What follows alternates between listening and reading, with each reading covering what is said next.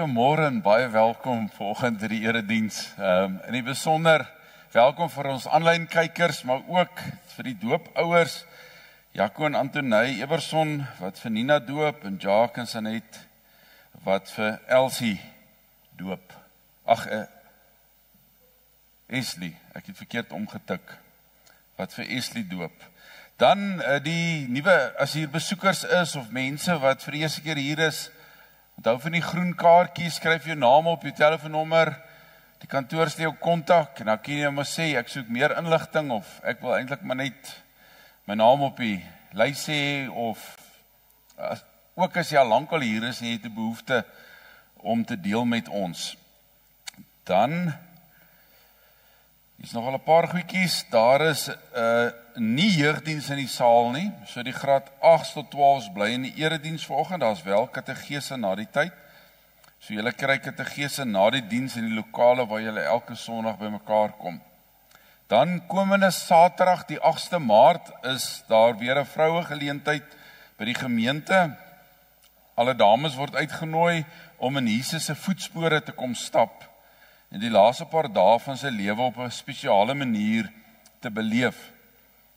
So in voorbereiding tot lydenstyd. So julle moet asseblief, hier is nou 'n nommer, maar julle gaan hom nie onthou nie. Maar ek dink as die kantoor se nommer, laat weet maar net vir Elmien. Dan is daar vanoggend weer 'n klein klassie aanbieding. Dit is vir die spesiale kinders met sensoriese sensitiwiteit wat beter funksioneer in 'n kleiner klas opset. Hier staan 'n tannie met so 'n pink hoed. Ek het daar nog nie gesien nie. Maar hier buite, dink ek is, daar sy, daar is 'n tannie met 'n pink hoed. Julle kan net nou saam uitgaan agter haar aan. Dan ons soek nog so, op soek nog na mense wat, of iemand wat dalk by Center of Faith bietjie wil help met kos maak, so nou en dan iets 'n bietjie lekkerder as 'n toebroodjie. Kontak maar vir my. Ons is nog besig met die geelsakke projek. Ek dink dit maak die 16de Maart, 16, 19, 16 Maart, maak dit klaar. So ook die diereprojek. En dan is ons nog op soek na mense wat wil voorbidding doen voor en tydens dienste en vir spesiale geleenthede en goeters. Ons het op hierdie stadium al een iemand, so as jy daaraan dink om voor kerk te wil kom saam bid of tydens 'n diens, kontak asseblief die kantoor. En dan, as julle soms die video's kyk van die preke, wil julle nie asseblief subscribe, wat sit in Afrikaans, inskryf, inteken, op ons YouTube kanaal, daar is ergens 'n knoppie wat sê subscribe, en dan subscribe jy net, en dan, eerskomende Woensdag is as Woensdag. So dit is die Woensdag waarin ons 40 dae voor Paasnaweek begin spesiaal fokus op die kruisdood van Jesus. So Dominee Bertie het 'n video, Rikas het 'n video geskiet wat Woensdagmiddag sal uitgaan. Die video gaan alles verduidelik, maar die wat deel wil wees daarvan, of dit wil gebruik, eintlik moet dit maar almal wees, by die deure na die tyd gaan daar 'n pakkie as wees per gesin.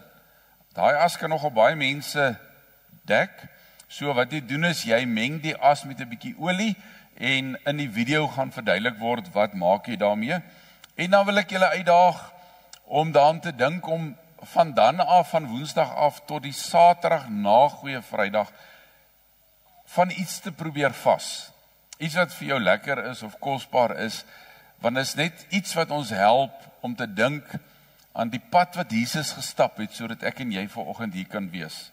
So dink daaraan. Dan, tweede laaste een, onthou maar die karwagte, die ouens kom van ver, so as jy vir hom of haar so iets in die hand wil stop, sal dit baie gaaf wees.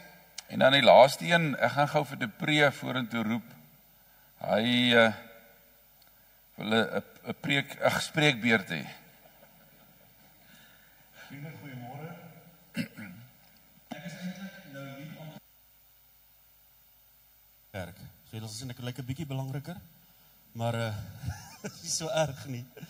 Nee, dit is eintlik deur alle jare wonderlik om deel te wees van hierdie ongelooflike gemeente en om die groei te kon beleef deur al die jare. En saam met hierdie groei ons tegniese behoeftes ook. En as een van julle dalk een Sondag net so agter die skerms kom kyk wat alles gebeur, dan sal jy besef, dis tegnies nogal ingewikkeld en dis goed wat by mekaar gehou moet word. So dis my voorreg om van hierdie maand af dan in die beheer van tegnies te wees by die gemeente. Ons sit met 'n fantastiese span mense, julle, dis meeste van hulle werklik professionele mense wat ons help, waarvoor ons so dankbaar is. Maar dit gaan my werk wees om net seker te maak alles is by mekaar, net seker te maak die span is daar. So ek wil vir u vra om vir ons werklik te ondersteun in terme van terugvoer. Ons het 'n e-posadres gestig, dis baie maklik, tegnies@geloofsentrum.co.za. As daar enigiets in terme van tegnies is wat jy graag wil noem, kom ons sê jy sit op 'n plek waar jy nie kan hoor nie, dan stuur jy asseblief vir my die e-pos, en dan gaan ek na die beste van my vermoë daarna omsien. So enige tegnies, kom ons sê byvoorbeeld, jy hoef nou nie vir my te stuur daai skerm werk nie, ek weet. So enigiets wat jy sien tegnies, wat nie reg is nie, wat ons dalk nie kan sien nie, stuur dit vir my op 'n e-pos, maar dan wil ek ook vir jou vra, wanneer ons, en dit is ons oogpunt ook, ons hou nog steeds in gedagte, ons is besig met koninkrykswerk, ons is nie besig om vertonings te hou nie, ons is nie besig om shows te doen nie, ons is hier om die Here te dien, en ek wil vir u vra om met daardie gesindheid betrokke te raak ook, en as daar enige iemand is, wat voel jy wil betrokke raak by die tegniese span, met die klank, met die livestream, of met die skyfies, maak ook asseblief met my kontak, per e-pos, en dit sal vir ons lekker wees, om 'n groot span mense te hê, om ook van hierdie ouens af te los, laat arme Roelof ook 'n kans kan kry om in die kerkbanke te sit, want jy was eintlik baie lanklaas in die kerk, Rolf, jy weet dit. So, vriende, ons sien uit daarna, ons waardeer dit, en ek kan nou met asseblief net nie vir my stuur as Dominee Louis droog maak nie, ek kan niks daaraan doen nie. Okay. Ek het ook 'n binneste, jy weet.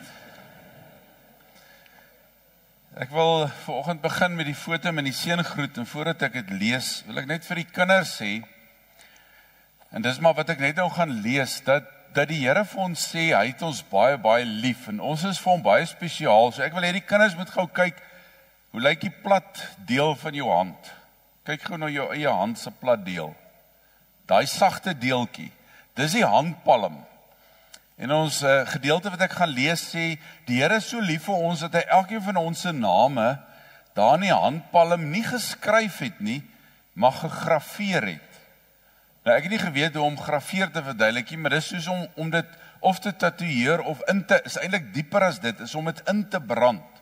So die Here sal nooit van jou vergeet nie, want jou naam is in sy hand ingegraveer. Ek wil dit vir ons lees. In Jesaja 49 lees ons, kan 'n vrou haar eie baba vergeet, haar nie ontferm oor die kind wat sy in die wêreld gebring het nie. Selfs al sou so iets kon gebeur, ek sal jou nooit vergeet nie. Ek het jou naam in my handpalms gegraveer. Ek sien jou mure altyd voor my. So die Here wil vanoggend vir ons sê, vir elkeen van ons, dat jy vir die Here kosbaar is. Hy wil vir jou sê dat hy jou hoog ag. Jy is vir hom vreeslik belangrik, en hy wil vir jou sê dat hy jou lief het, en hy wil vir jou verseker, dat niks op die aarde of in die hemel, of mag of krag, jou van sy liefde kan skei nie. Die liefde wat daar is, in Jesus Christus, ons Here. Ons gaan daarvan sing, as ons saam sing, die Here hou ons almal in sy hand.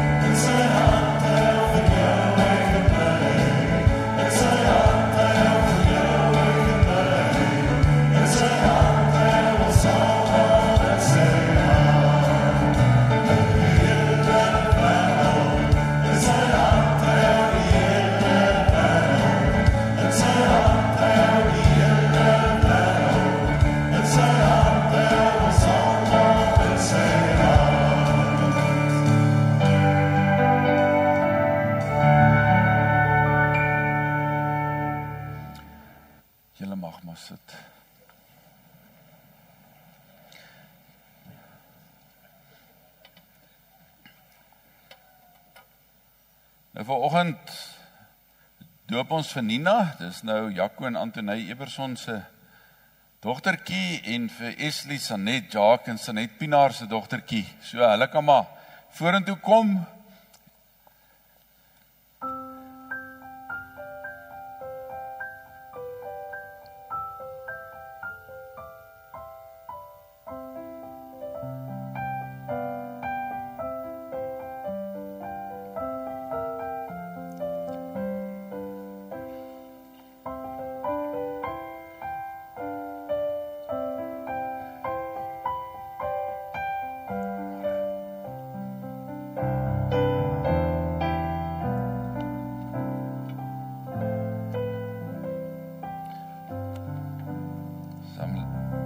Lekker as ou moet nou al vir Sissie kan indra.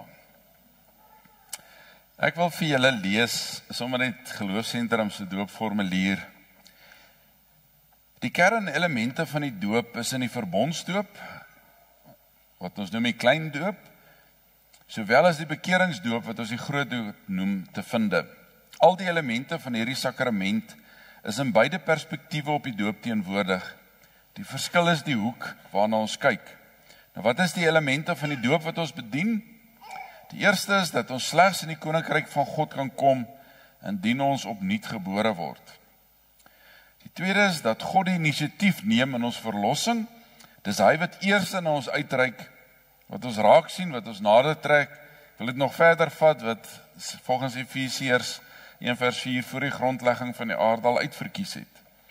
Die derde is vergifnis en verlossing van sonde, kom net op een manier, en dit is deur die bloed en die kruisdood van Jesus alleen. Die vierde is die water, is die teken van die afwassing van ons sonde, of ons nou klein of groot gedoop word. En die vyfde is die werk van die Heilige Gees in ons lewens, lei ons tot bekering en heiligmaking. Dit gaan dus nie oor wanneer ons gedoop word nie, maar eerder oor wat die doop vir ons as gelowiges beteken. Ons moet toelaat dat die standpunte wat daar bestaan oor die doop ons eie verstaan van God se grootheid, sy genade, sy vergifnis en die werking van sy Gees in ons lewens verruim. Dit verruim jou verstaan as jy verstaan dat God inisiatief neem in ons verlossing. Of jy nou as volwassene gedoop word of 'n pap klein babietjie, God het jou eerste lief gehad. Dit verruim jou verstaan as jy besef hierdie baba moet 'n persoonlike keuse vir die Here maak om gered te word. Net soos die een wat later tot bekering kom en gedoop word.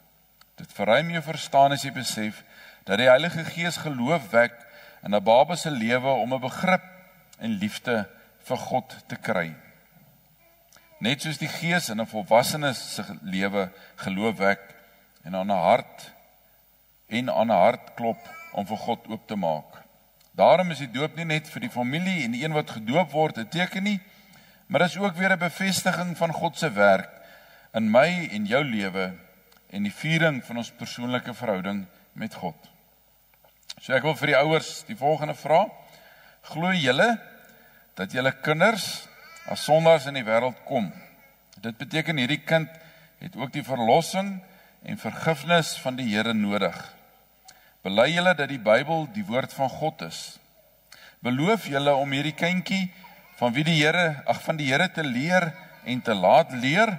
En beloof julle om hierdie kindjie 'n goeie voorbeeld voor te wees van 'n toegewyde kind van die Here se lewe, hoe dit lyk en hoe mense dit leef? En beloof julle om hierdie kindjie kerk toe te bring om haar verder van die Here te leer? Weet Geloofsentrum wil julle graag hiermee help.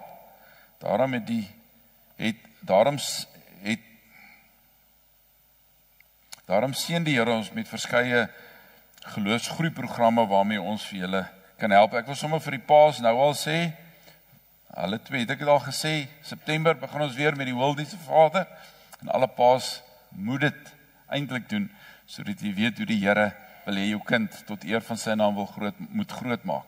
So wat is hierop die antwoord? OK.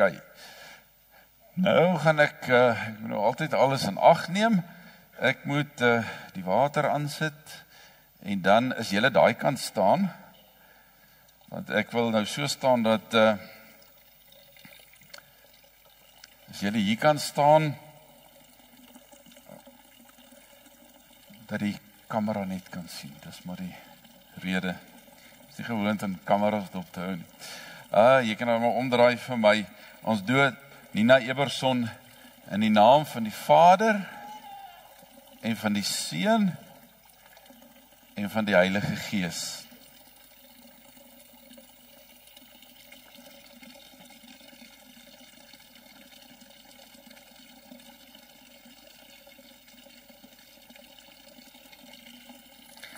En ons doop vir Esli.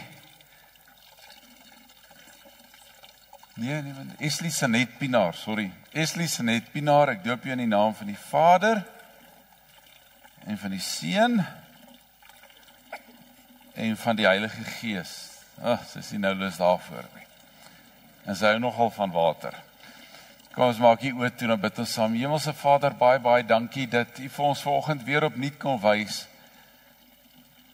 met hierdie teken wat 'n seël is, wat vir ons herinner die prys is betaal. Vir hierdie 2 dogtertjies ook, maar ook vir elkeen wat hier sit.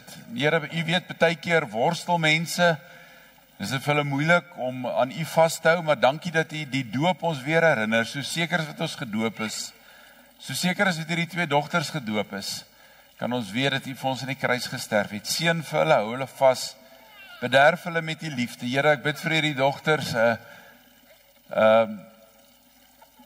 sensitiwiteit vir U Gees, 'n openheid en 'n ontvanklikheid, en dat hulle spoedig hulle harte vir U sal gee.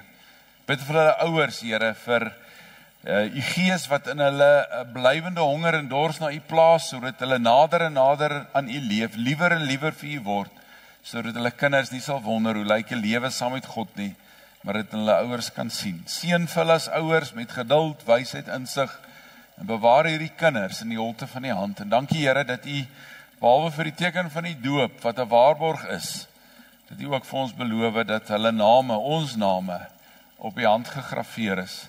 U sal nie van hulle of van ons vergeet nie. Ons dankie daarvoor in Jesus se naam. Amen. Ek gaan net gou vir julle goedjies uitdeel en dan gaan ons vir julle sing. As ou nie lekker saamwerk nie. Baie geluk. Baie geluk.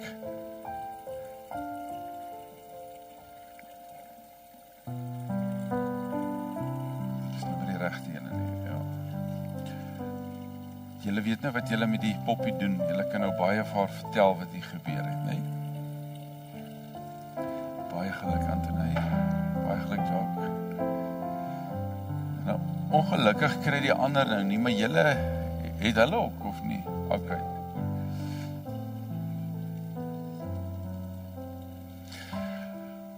Ons gaan die seën op hulle afbid, deur hierdie lied, en as ons klaar is, en die ouers gaan sit, en die sangers gaan sit, dan kan die kinders maar uitbeweeg na die sonnaarskool toe.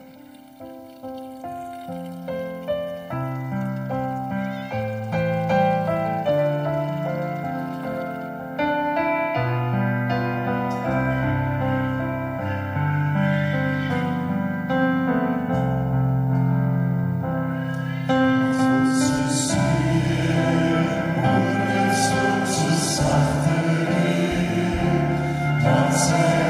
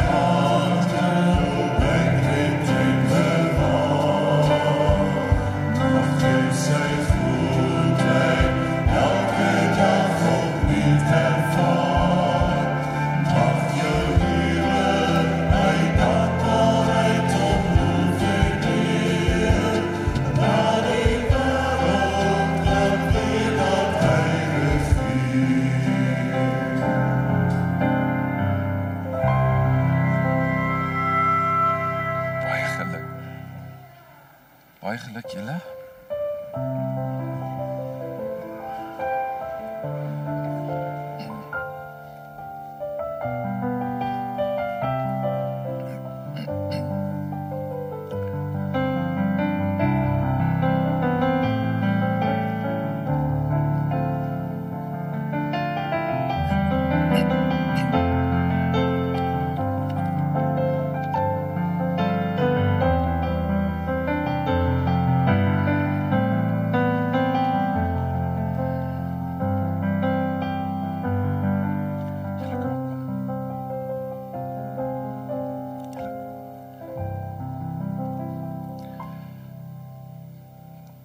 Terwyl hulle vorentoe kom, ek hoor van tyd tot tyd mense sê, ek kom kerk toe, ek wil 'n boodskap hoor. Nou dit is so, dis deel van kerk toe gaan, ek dink dis die sekondêre deel van kerk toe gaan. Hoekom kom ons op 'n Sondag by mekaar? Om as gelowiges saam 'n ontmoeting met die lewende God te hê, sodat die wêreld daar buite kan sien wie ons dien. En deel van die ontmoeting is ons wat God se naam groot maak en hom loof en prys. En ons lees daarvan in God se woord, dat ons hom moet aanbid. Ons lees in Psalm 100, dien die Here met blydskap. Kom voor hom met 'n gejubel. So wanneer ons kom om voor hom te verskyn en saam in sy teenwoordigheid te wees, moet ons in hom jubel. Erken dat die Here God is. So wanneer ons sing, is ons lofprysing 'n erkentenis dat dit die God is in wie ons glo. En daarom moet ons hoe ons lyk sommer ook as ons sing iets daarvan wys, want as ons nou opgewonde sing oor die Here, maar ons lyk asof ons nou net gaan doodval van mismoedigheid, dan in iemand vreemd stap in, dan wonder hulle, jette, waarmee is julle besig? Kyk, as die cheetahs, dis mos cheetah wêreld wen, dan niemand wonder of hulle wen nie, jy sien dit in die gesigte. En dan later sê hy, gaan sy poorte binne met dankliedere. So wanneer ons sing, let op wat ons sing, die woorde, want ons sê vir God dankie vir wie hy is. Sy tempel met lofgesange, dis hoekom ons sing, dank hom, prys sy naam. So as ons nou saam gaan sing, dink wat jy sing, dink vir wie jy sing, en bedoel wat jy sing, en jy gaan waarskynlik na die tyd so bietjie beter voel, en behalwe vir al die goeters, wanneer ons so sing en bewus raak van die Here, maak dit ons gees meer ontvanklik vir dit wat die Here in ons wil doen vanoggend. So kom ons loof die Here lekker saam vanoggend.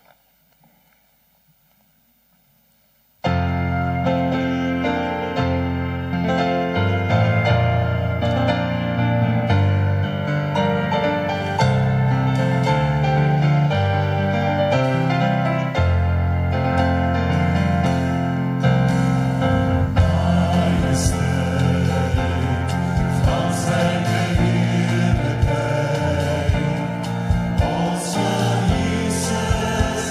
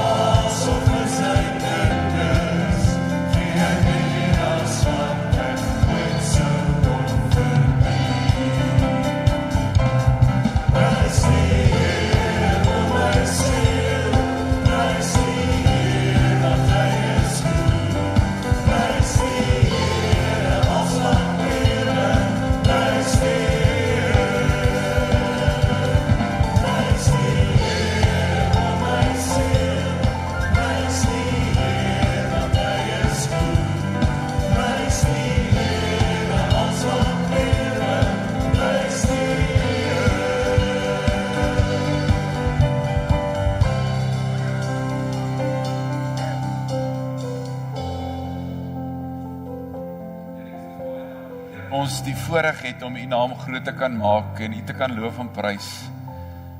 Maar dit is soos wat ons gesing het, Here, U gee vir ons baie meer as wat ons ooit kan verdien. Ons vergeet dit so gou, Here, staan so bakkant voor U. Maar U het die lewe vir ons gegee.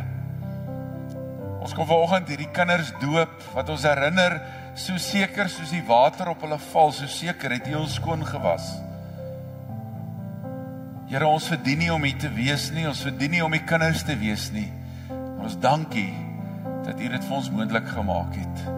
Ons aanbid U, as ons Vader, as ons Verlosser, as ons Trooster vanoggend.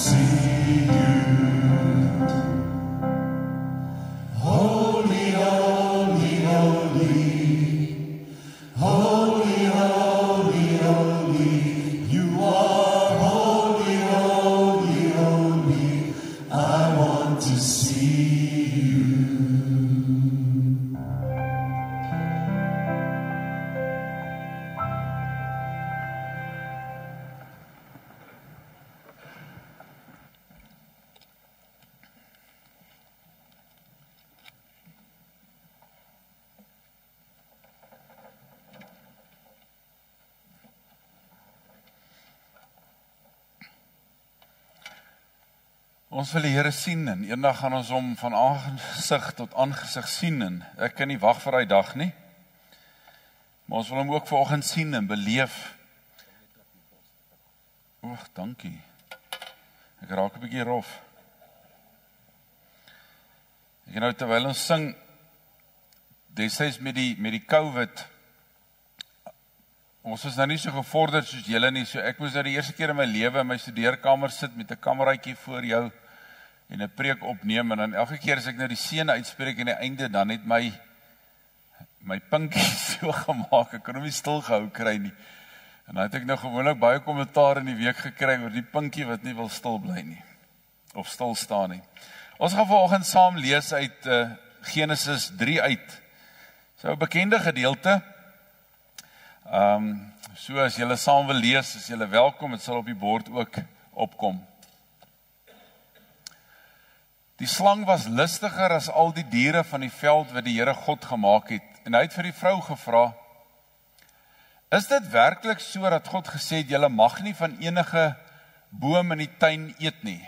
En die vrou het die slang geantwoord, van die vrugte van die bome in die tuin mag ons eet, maar oor die vrugte van die boom wat in die middel van die tuin is, het God gesê, julle mag nie daarvan eet nie, en dit nie aanraak nie, anders sterf julle. Die slang sê toe vir die vrou, julle sal beslis nie sterf nie, maar God weet dat die dag wanneer julle daarvan eet, julle oë sal oopgaan, dan sal julle word soos God, wat goed en kwaad ken. Die vrou het toe gesien dat die boom goed was om van te eet, en dat dit 'n lus was vir die oog, en dat die boom begeerlik was om 'n mens insig te gee. Sy het van die vrugte daarvan geneem, dit geëet, en ook vir haar man by haar gegee, en hy het geëet. Altoe sy oë het oopgegaan, en hulle het besef dat hulle naak is. Hulle het vyeblare aaneengeryg, en vir hulle lendeskorte gemaak. Hulle hoor toe die geluid van die Here God, wat in die tuin rondstap in die middagkoelte. Die mens en die vrou het vir die Here God weggekruip tussen die bome van die tuin. Die Here God het na die mens geroep en vir hom gevra, waar is jy? Hy het geantwoord, ek het u in die tuin hoor beweeg en ek was bang, want ek is naak. Toe het ek weggekruip. Hy vra toe, wie het jou vertel dat jy naak is? Ons gaan net tot daar lees. Sit maar gou terug. Het jy van die boom geëet waarvan ek jou beveel het, dat jy nie mag eet nie? Ek was so bietjie afwyk van ons reeks af, in die sin van die inhoud van die boodskap, dit wat ons Woensdag gaan doen, en wat in die boek is, en vir die wat die 30 stappe getrou doen, sal ook agterkom is bietjie anderste, maar ek dink dit is belangrik om net so bietjie daarna te kyk, want ek dink dit is 'n vraag wat baie mense gereeld vra, en dit is die vraag, kan God 'n mens te nakom? Kan jy deur God te nagekom word? Nou as Christene kan ons voel, ek word te nagekom, en ons voel dit almal een of ander tyd. Dit voel vir ons asof God ons nie hoor nie, dit voel baie keer asof God nie ons beste belange op die hart dra nie, dit voel baie keer asof hy nie ons gebede verhoor nie. So daar's by almal van ons tye wat dit vir ons voel asof God ons te nakom. Maar dis egter net die gevoel. Dit was in my preek, miskien moet ek terugsit. Ek toets dit die week, ek tik in by ChatGPT, die wat nou slim is, dis die nuwe kunsmatige intelligensie. Kan 'n Christen deur God te nagekom word? En die antwoord is, mens kan so voel, maar dis nie die werklikheid nie. So selfs die internet weet dit. So anders is wat ons voel, want ons belewenis is mos nou intens, ons beleef goeders, dit speel op ons emosie in, maar anders is wat ons voel, dat God ons soms te nakom, of nie hoor nie, of wat ook al, is die werklikheid, dat God niks kan doen, wat teen sy beste belange vir ons sal wees nie, nooit nie. So hierdie gevoel van God kom uit te na, sy oorsprong kom uit hierdie gedeelte wat ons gelees het. So ek wil 'n bietjie dat ons daarna kyk. Dis hierdie bekende verhaal van die sondeval.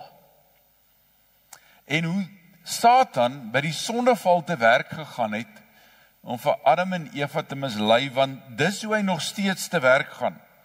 So kom ons kyk daarna. Hy vra vir Eva, as hy by haar kom, is dit werklik so, dat God gesê het, julle mag nie van enige boom in die tuin eet nie. Nou, wat het God gesê? So dis wat hy vra, het God dit gesê? Nou om te kyk wat God gesê het, met ons in Genesis 2 gou kyk, en die interessante is, toe God dit gesê het, het Eva nog nie bestaan nie. Dis voordat God vir Eva, hy het net daarna vir Eva geskape, maar in Genesis 2 vers 16 en 17 lees ons, dat God vir Adam sê, van al die bome in die tuin mag jy eet, soos jy wil, vrye hand, nee? Maar van die boom van alle kennis, mag jy nie eet nie. Die dag as jy daarvan eet, sterf jy. So, hy gee vir Adam die hele tuin, behalwe een boom, en nou kom die duiwel, en ek weet is 'n bietjie woordspel, maar dis presies hoe die duiwel werk. Hy vat woorde, waarhede, en hy draai dit net so bietjie. So hy kom by Eva en hy sê, is dit werklik so, dat God gesê het, dat julle nie van enige boom mag eet nie. Dis dadelik 'n leuen. Dadelik saai 'n saadjie in haar kop, wat daar 'n bietjie de mekaar maak. So Satan, vriende, sal altyd probeer om die waarheid van wie God is te verdraai. Altyd. Dis sy werk. Dis hoekom hy die hoof van die leuen is. En hy's 'n meester daarin. Hy neem die waarheid en hy gee net so 'n ander kleurtjie daarvan. Hy draai dit net genoeg om hierdie waarheid in 'n valsheid en 'n leuen te verander. En dit is hoekom dit vir my en jou so belangrik is, dat ek en jy weet wat in die Bybel staan. Want as jy nie die Bybel goed ken nie, gaan jy nie agterkom as hy die waarheid net so bietjie draai nie. Ek staan baie keer verstom oor die tekste wat mense aanhaal, wat nie in die Bybel staan nie, maar hulle glo dit staan daar. En as dit baie keer sommer net 'n sê ding of 'n gesegde. Ons sien dit wanneer die duiwel vir Jesus woestyn toe neem vir 40 dae om hom te versoek. Wanneer hy hom die tweede keer versoek, dan sê hy, daar staan geskrywe, sê hy vir Jesus, en dan haal hy 2 tekste uit die Bybel uit aan. En dit is, hy haal hulle die keer nogal reg aan ook, maar net buite konteks. En dan antwoord Jesus deur die regte gebruik van die Bybel, om te sê, daar staan ook geskrywe. So Satan sal altyd die waarheid in God se woord verdraai, sodat ons God misverstaan en vir hom kwaad word oor ons omstandighede. So elke keer as jy hierdie gevoel kry van ek is te nagekom, wat moet jy doen? Jy gaan woord toe en jy gaan toets, is hierdie gevoel wat ek beleef in lyn met God se woord en nie. En dit klink eenvoudig, maar dit is nie altyd so eenvoudig nie. Sal ons almal uit ondervinding kan sê, want partykeer is die werklikheid wat ons beleef so intens, en is dit in menslike oë onmoontlik dat 'n uitkoms kan kom. Maar dit is net so as ons nie met God rekening hou nie. En dis hoekom die Bybel so kosbaar is. So ons moet altyd toets of dit wat ek beleef in lyn is met die woord. So kom ons kyk na so 'n geleentheid in Eksodus, as die volk uit Egipte uit wegtrek, skatryk, want die Egiptenare het hulle alles gegee wat hulle gevra het. Hulle is opgewonde, ons is nie meer slawe nie, en hulle kom by die Rietsee of die Rooi See. Hier is hulle lekker teen die see, aanvanklik mooi, lekker, totdat hulle omdraai en sien, maar daar is 'n stofwolkie wat kom, en naderhand agterkom, maar dis Farao en sy strydwaans. Hulle het nou net die 10 plaae beleef, God se grootheid beleef, maar nou is die werklikheid van hulle situasie, hier is die see, hier kom die Farao aan, hulle het een van 2 keuses, of hulle gaan versuip in die see, of hulle gaan doodgemaak word of teruggeneem word as slawe. Jy moet jou slag 'n bietjie in hulle situasie indink, want daar's menslik gesproke geen alternatief nie. See, Farao se soldate. En wat dink hulle? Wat ons altyd dink? God hoor nie, of God het my te nagekom. God het ons woestyn toe gebring om ons hier om die lewe te bring. En ek dink ons sou waarskynlik dieselfde gevoel het as ons in hulle situasie was. Want dis hoe ons baie keer in elk geval voel, dat God nie uitkoms kan gee nie, omdat ons menslik na situasies kyk en God se almag uit die oog verloor. Maar dan gee God, soos ons weet, hierdie onwaarskynlike uitkoms, die see gaan oop, droë voet stap hulle deur die see. En om die cherry op die koek te sit, as die Filistyne, die Egiptenare hulle volg in die see, dan maak die Here mooi die see toe, en almal verdrink. En dan, waar hulle 'n paar uur voor het gesê het, God kom uit daarna, sing hulle hierdie ongelooflik, julle kan hom maar gaan lees daar in Exodus, hierdie lof, lied tot eer van die Here. God het uitkoms gegee, God is so groot en so sterk. En dan 'n volle 3 dae later, kom hulle by Mara aan, en die water is bitter, en weer sê hulle, God, jy wil ons te nakom, want jy gee nie vir ons water nie. Hulle vergeet die 10 pla, hulle vergeet die Rooi See wat opgekloof het, hulle vergeet hierdie, ek verstaan nie eintlik hoe hulle dit kon nie, maar ons doen dieselfde. Hulle vergeet dat elke dag trek hulle onder die skaduwee. Hulle het nie die son gevoel nie, want daar was 'n wolk in die dag, en in die aand het hulle in die koud gekry in die woestyn nie, want daar was 'n vuurkolom. Hulle vergeet dit alles en sê, God, jy het ons tot hier gebring om ons dood te maak, om ons te na te kom. Vriende, dit is so ek en jy ook maar is. Gaan dink mooi daaroor. Ek sal so geïrriteerd en gefrustreerd met myself, dat na 57 jaar ek nog steeds nie kan sien, dat God nog altyd getrou was nie. Al was nou hoeveel kere wat het vir my gevoel het, dat ek in die uitkoms kom nie. Omdat ek Satan se leuen oor God glo. So Satan kry dit reg om ons prentjie van wie God is so maklik te vertroebel. Hy sal vir ons sê, het God werklik gesê? En dan draai dit. Wanneer ons omstandighede so is, dat ons menslik gesproke vasgeloop is, dan sal hy in ons koppe hierdie gedagte sit, God is nie betroubaar nie. Jy kan nie op hom staat maak nie. Dat God die een is wat jou te nakom. Hy sal sê, kyk na jou omstandighede, die realiteit is, God kan nie uitkoms gee nie. Of hy sal sê, die Bybel sê, God sal al jou gebede verhoor, maar kyk, jou omstandighede toe nooit verander nie. Dit werk nie om te bid nie. Maar kyk hoe skelm is hy, want die Bybel sê nêrens, God sal al ons gebede beantwoord nie. Die Bybel sê wel, dat God alles wat ons volgens sy wil bid, sal beantwoord. En wat is God se wil vir ons? Sy wil is dat ons sy kinders sal word. Sy wil is dat ons heilig sal word. Sy wil is dat ons al hoe meer verander sal word na die beeld van sy seun, sodat Jesus in ons sigbaar word. Sy wil vir ons dat ons met vreugde deur die lewe gaan met dankbaarheid. Sy wil vir ons is dat ons saam met hom sal werk om sy koninkryk laat kom. Ek weet nie van jou nie, ek bid nie so baie vir daai goed as wat ek bid vir, Here, sorg asseblief hiervoor, Here, asseblief moet daar net nie teëspoed kom nie, Here, sorg net dat niks in my lewe skeef loop nie, en die oomblik as iets skeef loop, dan is ons vir God kwaad, want wat ons eintlik soek is 'n joyride saam met die Here, waar niks ooit moeilik gaan met in ons lewens nie. Maar in Eksodus 13 lees ons hoekom God kon die volk binne 2 weke in die beloofde land gehad het. Dis hoe naby die beloofde land was. Maar ons lees in Eksodus 13, dat daar staan, toe die Farao die volk laat trek het God hulle nie die pad na die land van die Filistyne toe laat vat nie.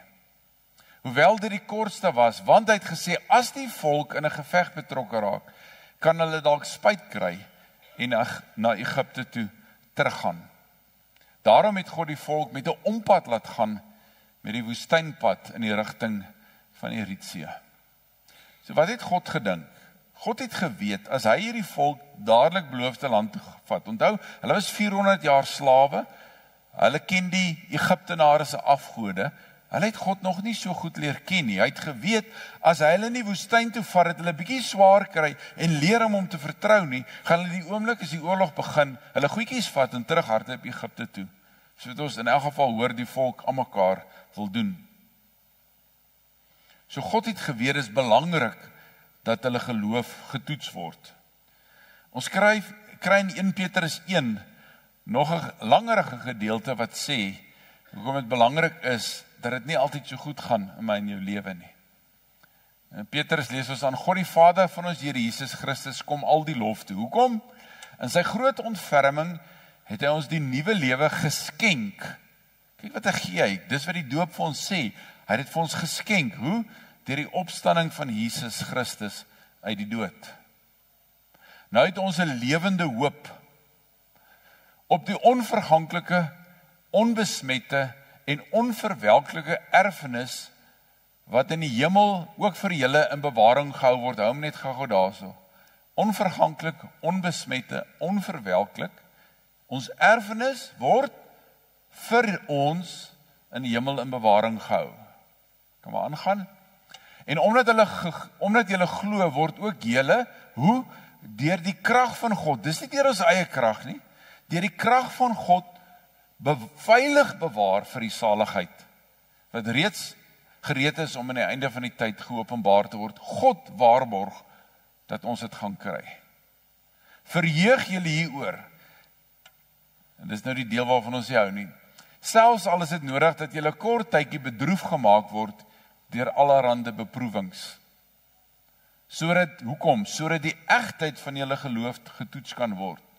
Julle geloof is baie kosbaarder as goud, goud wat vergaan. Selfs die suiwerheid van goud word met vuur getoets. En die egtheid van julle geloof moet ook getoets word. Hoekom? Sodat dit eendag lof en heerlikheid en eer waardig mag wees by die wederkoms van Jesus Christus, sodat ons geloof, lof en eer aan Jesus kan bring. So indien jy werklik glo dat Jesus jou verlosser en saligmaker is, dat ons hierdie lewende hoop, wat deur God self vir ons bewaar word, deur sy krag veilig bewaar word, maar ons geloof moet gesuiwer word. Dis amper soos 'n gimnasium. Wat gaan gebeur as jy gym toe gaan? Ek dink wie's nou lekker fris, en jy tel hierdie, jy's nou 'n man, jy tel hierdie 1 kilogram gewiggies. Jy gaan die hele week moet staan voordat dit enige effek gaan hê. Wat gebeur in 'n gimnasium? Jy oefen so swaar as moontlik, sodat jou spiere weerstand kan oefen, sodat hulle sterker kan word. Geloof werk presies dieselfde. As ons geloof nie getoets word nie, word dit nie sterk nie, groei ons nie. Dit kan net nie. En vriende, ons moet onthou, en ek dink, Tanya se boodskap van 2 weke terug het dit vir ons baie mooi gesê, God verloor nooit beheer nie. Ons sien dit by Josef, ons sien dit by Dawid. Die enigste manier wat ek en jy buite God se wil vir ons lewens kan wees, is wanneer ons buite God se wil vir ons lewens in beweeg. Ek gaan dit weer sê, die enigste manier waarop ons buite God se beskerming vir ons lewens beweeg, is wanneer ons buite God se wil vir ons lewens beweeg. Solank jy doen wat God van jou vra, is jy veilig. Ek sal nog eendag daai preek gee, want dit is 'n belangrike beginsel. En ons moet dit daaraan vashou. Vriende, as God ons te na wou kom, as dit sy plan was om ons te na te kom, hoekom sou hy sy seun gestuur het om vir ons aan 'n kruis te sterf? Hoekom sal hy vir ons dit sy begeerte wees dat ons met hom in 'n lewende verhouding staan? Hy sê ons mos al lankal net doodgemaak het. Hoekom sal hy vir ons Johannes 10 vers 10 gee, waar ons lees, dief kom net steel, slag en uitroei. Ek het gekom sodat julle die lewe kan hê en dit in oorvloed. Wie is die dief? Dis Satan. Wat is sy werk? Hy wil steel, slag en uitroei. Hy wil ons met sy leuns oortuig, dis nie die moeite werd om in God te glo nie. God is net daar om ons te na te kom. Daarom sal hy altyd probeer om God verdag te maak. Hy sal altyd vir ons sê, het God werklik gesê. Staan dit regtig so in die Bybel? Het jy al ooit gewonder hoekom niemand vir die duiwel kwaad is nie? Hoekom is almal altyd vir God kwaad? Niemand is vir Mohammed of vir Boeddha of vir enige van die ander gode kwaad nie. Almal is altyd vir God kwaad. Dis vir my verstommend. God het my gedrop. Dalk het ek 'n stupid besluit gemaak, maar dit maak nie saak nie. God is mos daar om my uit die moeilikheid te hou. Ons vergeet een ding en dit is, God het nie gesondig nie, vriende. Gaan lees maar die begin van Genesis. God het die hemel en die aarde goed geskaap en nadat hy die mens geskaap het, staan daar en God het gesê, dit is baie goed. God het die wêreld, God het vir ons volmaak geskape. Daar was nie sonde nie, daar was nie gebrokenheid nie, dit was perfek gewees. Adam en Eva was kaal, hulle het nie agtergekom nie, hulle kon in die middag saam met God gestap het. Maar die oomblik toe Adam en Eva die leuen van Satan glo, dat God nie vir hulle die beste in gedagte het nie, sonde. En die oomblik toe hulle sonde doen, toe kom die gebrokenheid van die wêreld in die wêreld in. En daarom, vriende, moet ons, nou is ek uit my storie uit my preek uit, ek is heeltemal die mekaar. Julle moet hard bid sulke tye, nie? Ok, ek het hom weer gekry. Ek moet my papiertjies net reg oorsit. God het alles goed geskape, die oomblik toe Adam en Eva die leuen glo. Toe kom die stikkendheid wat ek en jy elke dag beleef in die wêreld in. Dit was nie God se bedoeling nie. Sy bedoeling was 'n volmaakte wêreld en dis hoekom hy sy seun gestuur het, sodat die wêreld weer eendag volmaak gaan word. Vriende, hierdie swaar, die moeilik, die krisis in ons lewens, laat God toe om ons geloof te vorm. Ons het dit vreeslik nodig eintlik. Want ons sterf nie maklik in die eie ek nie. Ek weet nie of een van julle dit al reg gekry het nie. Maar die eie ek gaan moeilik dood. En God het vir my en jou net eenvoudig te lief om ons te los in ons onvolmaaktheid. God wil hê ons geloof moet eendag God se lof en eer waardig wees by die wederkoms van Jesus Christus. Hy wil hê dat ons geloof God se naam sal groot maak. En om dit te kan doen, moet ons soos goud en silwer gelouter en gesuiwer word. Met hierdie 40 dae besef ek net al hoe meer al die onsuiwerheid wat in my lewe uitkom deur wat ook al, moeilike goeders, wys eintlik maar net hoe onsuiwer ek werklik nog is. En dis wat God wil doen.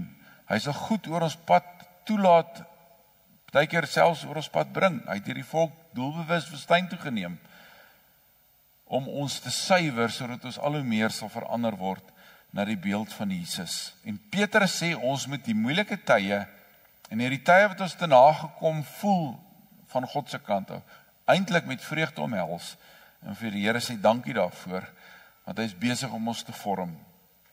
Hy het ons te lief om ons te los. En vriende, ek is amper klaar. In Hebreërs 5 lees ons dat Jesus moes ly om gehoorsaamheid te leer. Ons lees dit in vers 7 en 8.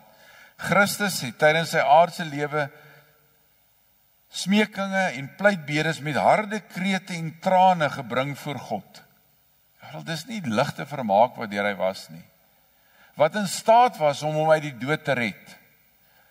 En hy is verhoor op grond van sy eerbiedige onderworpenheid aan God. Hang net gou daar. Maar hy is nog steeds dood. Maar God het sy gebede verhoor. Gaan maar aan. Alhoewel hy die seun van God is, het hy gehoorsaamheid geleer deur wat hy gelei het. Vriende, as Jesus gehoorsaamheid moes leer deur te ly, vreeslik te ly, wie is ek en jy dat ons dink ons gaan dit op 'n ander manier leer? Jesus het daarvoor kans gesien omdat hy sy Vader geken het, omdat hy die inhoud van die boek so goed geken het. Was hy bereid om in 'n kruis vasgespijker te word? Was hy bereid om deur sy Vader verlaat te word? Was hy bereid om ter helle neer te daal vir 3 dae? Het hy iets beleef wat ek en jy nooit sal beleef, behalwe as ons die Here nie ken nie? Dis wat die mense eendag in die hel gaan beleef. Hy het dit gedoen, en hy het die waarheid van sy God, die Vader, geken, en hy het geweet hy kan hom vertrou. Dink net wat moes hy ervaar het daar in die kruis, toe God die Vader hom verlaat het. Hy kon ook geroep het, my God, waarom het u vir my verlaat? U kom my nou te na. Maar hy was bereid om dit te doen, omdat hy die waarheid geken het. En daarom, vriende, is hierdie boek so belangrik in ons lewens, om dit te ken, sodat God se Gees ons kan help, om te onderskei wanneer Satan kom en die waarheid net so bietjie te verdraai. God sal ons nooit te nakom, my vriende. Die Bybel sê dit oor en oor. Dis nie wie hy is nie, maar Satan gaan ons probeer oortuig, aan mekaar. God het van jou vergeet. God kom jou te na. God weet nie waar jy gaan nie. God verstaan nie. Ek wil afsluit met 2 versies. Ons is vir die eerste een baie lief. Ons weet dat God alles ten goeie laat meewerk vir die wat hom lief het, die wat volgens sy besluit geroep is. En ons stop gewoonlik daar. Ons wil hê, en ons lees dit, God laat alles ten goeie meewerk, my lewe gaan lekker, my lewe gaan maklik wees. Maar ons kan vers 28 nie sonder vers 29 lees nie. Hoekom? Wat bedoel hy met God laat alles ten goeie meewerk? Sodat hy die wat hy lang tevore verkies het, die wat hy lang tevore verkies het, het hy ook bestem, wat? Om gelykvormig te wees aan die beeld van sy seun. Sodat sy seun baie broers kan hê, van wie hy die eerste is. God laat goed toe. God gebruik alles. Ons het dit in Josef se lewe gesien, ons het dit in Dawid se lewe gesien. As jy terugkyk in jou lewe, sal jy dit in jou eie lewe raak sien. God gebruik alles met een doel, dat ons meer soos Jesus word. God kom ons nie te na nie. Hy is besig om ons te vorm. Maak seker jy weet wat die waarheid is, want anders gaan Satan kom, en hy gaan dit net so 'n bietjie draai, en hy gaan vir jou sê, het God werklik gesê. Ons gee so 'n paar oomblikke van stil gebed. Praat 'n bietjie met die Here en sê wat vir jou wakker geword het in die boodskap. Praat jou hart met hom uit.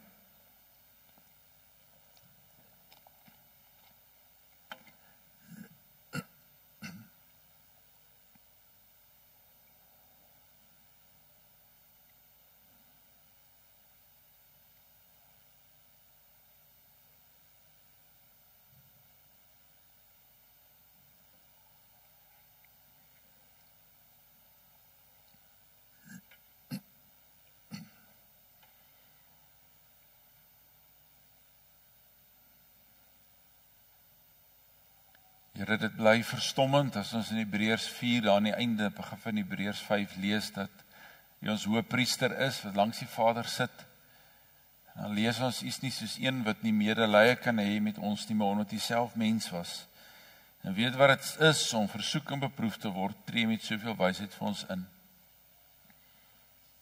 Dankie dat u, so het ons gehoor vanoggend, die erfenis wat u vir ons gereed maak, self vir ons veilig bewaar. Maar Here Jesus, u weet ook wat dit is om versoek te word en beproef te word. Help vir ons, dat ons so honger na u woord sal hê en dit so sal begin lees en bestudeer, dat ons sal weet wat die waarheid is, sodat ons deur u gees kan onderskei wanneer Satan vir ons jok en die waarheid verdraai. Here, help ons om te weet, as die duiwel kom en vir ons sê, het God werklik so gesê, dat ons soos u met u woord kan antwoord en sê, daar staan ook geskrywe. Dankie dat u woord, soos dit lees, vir ons so duidelik sê, Here, u kom ons nooit te na nie, maar u gebruik alles ten goeie, om ons al hoe meer te verander na die beeld van u seun. Here, help vir ons as ons weer in moeilike situasies is, dat ons sal herinner word aan Petrus se woorde wat sê, wees bly wanneer beproewinge oor julle pad kom. Vorm ons geloof, Here. Maar ek wil ook bid, Here, gee vir ons geloof dat wanneer dit taf gaan, ons aan u kan vashou. Ons vra dit so in u wonderlike naam, Jesus ons Here. Amen. Ons gaan afsluit deur mekaar maar net weer met ons musiek te herinner, waarheen kyk ons, waarheen gaan ons as dit rof gaan, maar ook opnuut mekaar herinner hoe lief Jesus ons werklik het.